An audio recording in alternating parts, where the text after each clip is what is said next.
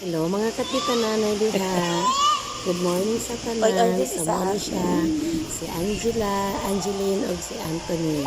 So kani sila daw ka bata mo ni siya ang akong pag-umangkon.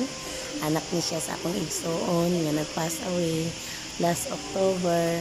So nana ni siya sa ako aning duha ka bata.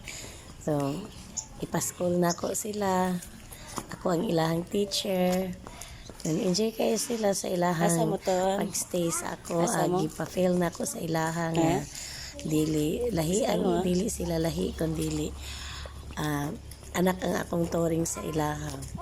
So karon gi-rehab na ako ning mga lawas nila kay medyo mga malnourished ni sila nga bata. So actually 5 ni sila kabuk na magsuon. Ang isa naa sa Butuan nag-work. Ang duha na sa akong ate sa Bukidnon. Then kaning duha na